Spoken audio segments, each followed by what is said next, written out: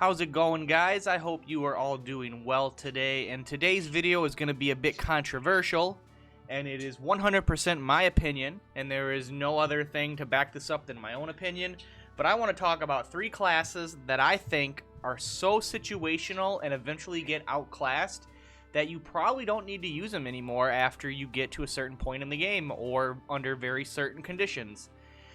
And number 1 on that list, it's a class that I've talked about forever.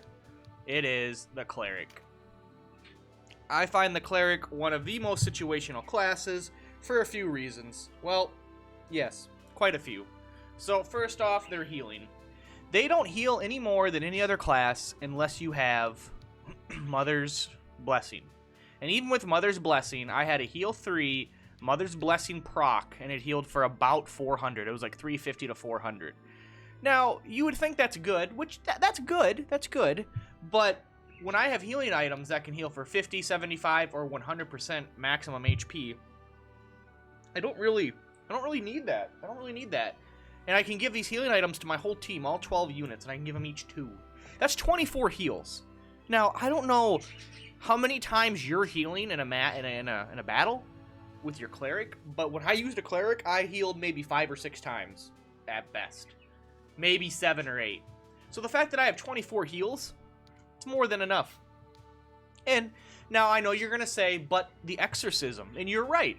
Exorcism is great. This one is set up. This is like I did not pick these. Anyway, Exorcism is great. I would actually bring a Cleric if there were undead. I might even bring 2 Clerics.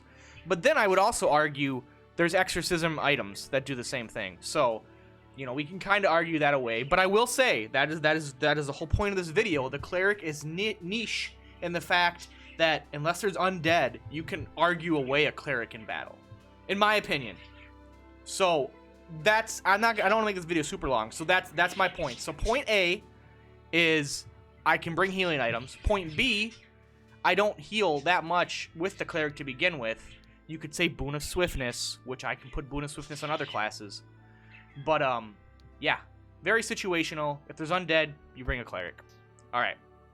Number 2 on the list, if you guys saw one of my earlier videos, you saw this coming.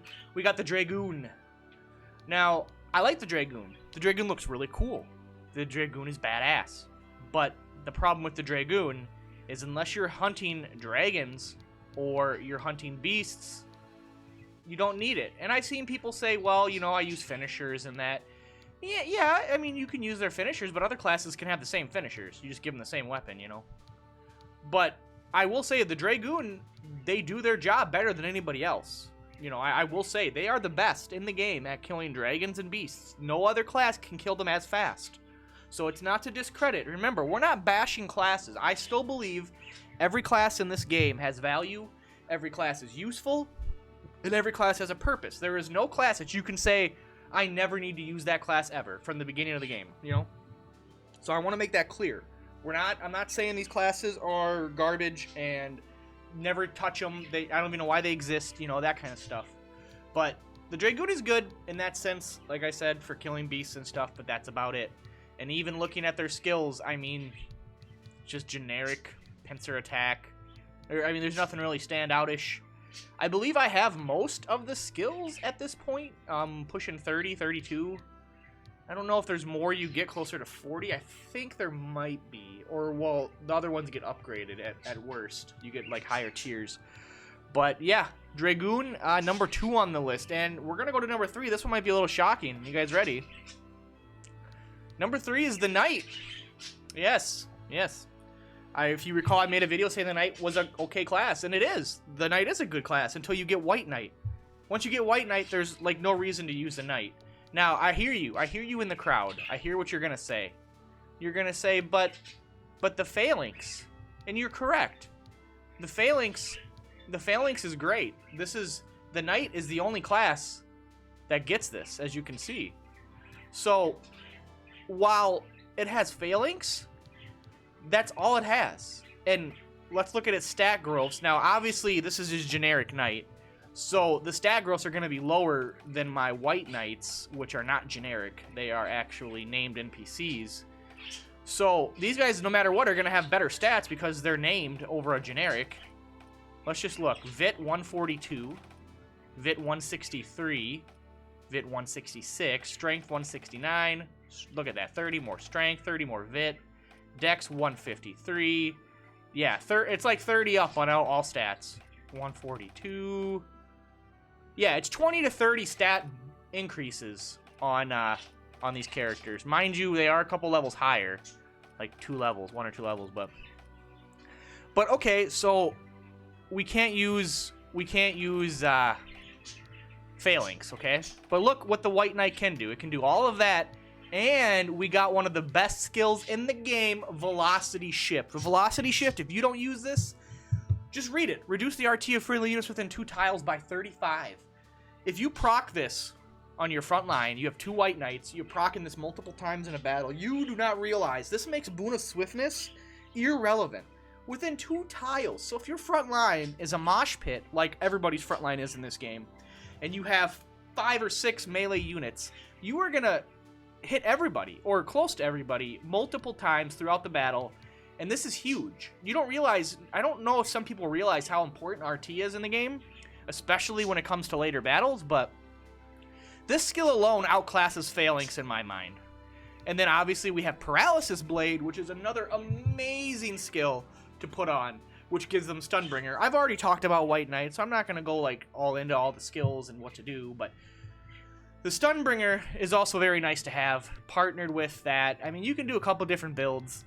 And, you know, the Knight's not bad. The Knight's great. You know, you don't get the White Knight to Chapter 3. I ran a Knight. I almost ran... Did I ever run 2 Knights? I don't know. I always had this Knight in my party, though. He was always there.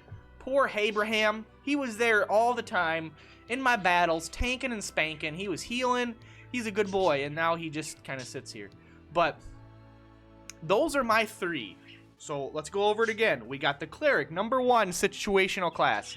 Dragoon, number 2 situational class. And Knight, number 3. Situational or outclassed. Knight, in this case, is outclassed by a White Knight, in my mind. Like I said, it's my opinion. I would love to hear your guys' opinions. What 3 classes do you guys think? What do you think? 3 classes, who do you think are outclassed or situational that you just don't use that much anymore? And if I did a top 5, which I might do in the future, I would add 2 more. I would add these are my honorable mentions that are outclassed. I'm not really going to go into too much detail, but I'm going to go the Warrior is outclassed as number 4. And it pains me to announce number 5 that I would pick if I had a 5th, but it would be Wizard, Enchantress. Wizard and Enchantress are outclassed because so many other spellcasters you get, like Warlocks, Necromancers, Liches, Shamans, Witch, oh my god, I can't even go on all of them. But they all outscale them and have better access to spells, and they just do everything better.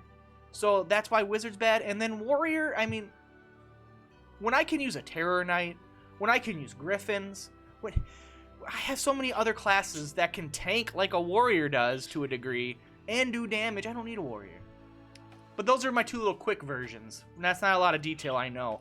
Maybe I'm wrong. Maybe you guys love Warriors. Let me know. Do you love Warriors? Is the Warrior one of your favorites through and through? Because my poor little Warrior, I don't even know where he's at. He's just been sitting here. But I don't know. I mean, you know, we do get that double impact. But I don't want this video to go on too long. We're already approaching the 10-minute mark. But yes, those are my 3.